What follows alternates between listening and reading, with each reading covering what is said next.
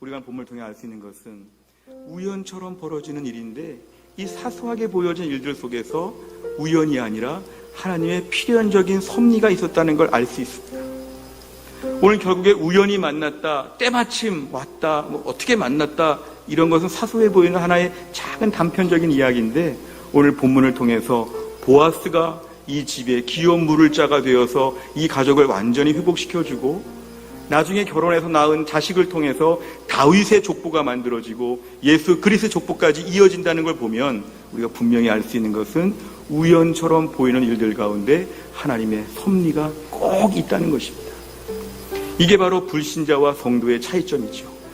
예수 믿는 사람, 하나님 믿는 사람들의 특권은 바로 뭐냐면 이 땅에서 단기적으로 볼 때 우연히 이 일이 왜 생겼을까? 어쩌다가 이렇게 되었을까? 이 사람을 왜 만났을까? 지금 왜 이런 일을 겪었을까? 이런 일들이 다 파편적으로 보이는데 하나님 나라의 원칙은 이런 일들 하나님이 다 조화롭게 만드셔서 하나님의 큰 역사를 만들어 가신다는 것입니다. 우리 인생에서 제일 중요한 것은 하나님은 오늘도 우리 인생 가운데 우연 같은 일들을 주셔서 필연 같은 하나님의 역사가 이루어지는 단초가 되게 하여 주신다는 것을 저희는 분명히 알 수 있습니다. 이것을 하나님의 섭리라고 합니다. 섭리.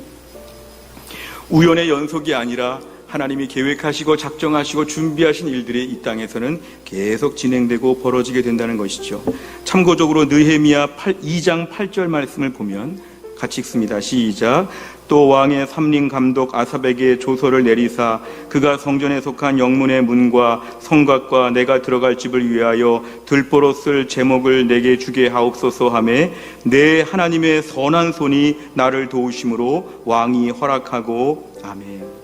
느헤미야 시대 저 사건도 비슷한 케이스라서 같이 좀 말씀을 나눠보고 싶습니다. 느헤미야 시대에 느헤미야는 페르시아에서 안정적인 높은 자리에 있었는데요. 자기 고국 땅이 지금 어렵다고 할 때 자기가 가서 뭔가 좀 돕고 싶을 때 사실은 매일 기도하며 하나님께 간절히 구하는 중에 어느 날 왕이 느헤미야에게 너 오늘 왜 이렇게 얼굴이 안 좋냐? 왕이 물어봅니다. 페르시아 제국의 아닥사스다 왕 그 엄청나게 높은 엄청나게 대단한 그 왕이 느헤미야에게 물어봅니다. 너 오늘 얼굴이 참 안 좋은데 초췌한데 근심이 있는가? 막 물어봅니다. 이거 매우 특별한 일이죠. 이거 우연이 아니죠.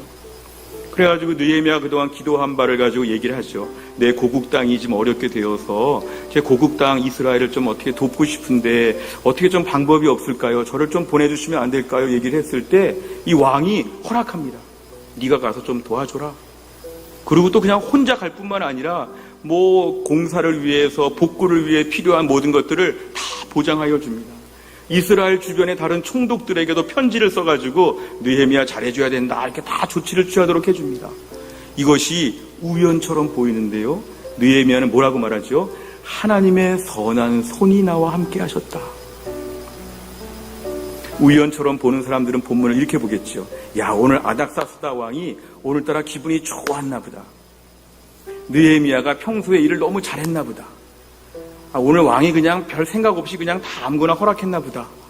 우연처럼 보면은 느헤미야의 그 사건, 나중에 돌아가서 성벽을 세우고 이스라엘을 튼튼하게 만들었던 그 포로 후 시대, 회복 시대에 중요했던 느헤미야 사역을 다 우연처럼 보면은 오늘 느헤미야에는 하나님의 선한 손이 없죠. 느헤미야는 믿음으로 보니까 야, 지금 왕이 저렇게 하는 거 우연이 아니야. 하나님의 선한 손이 지금 움직여서 느헤미야에게 이렇게 지금 하도록 한 것이 하나님의 선한 손이 지금 막 움직이니까 저 사람 마음이 감동된 거지. 하나님의 선한 손이 지금 계속 움직이니까 내가 오늘 이스라엘의 총독으로 가서 성벽 공사까지도 담당하게 된 거지. 하나님의 선한 손이 보이지는 않지만 지금도 작동하고 있다는 것.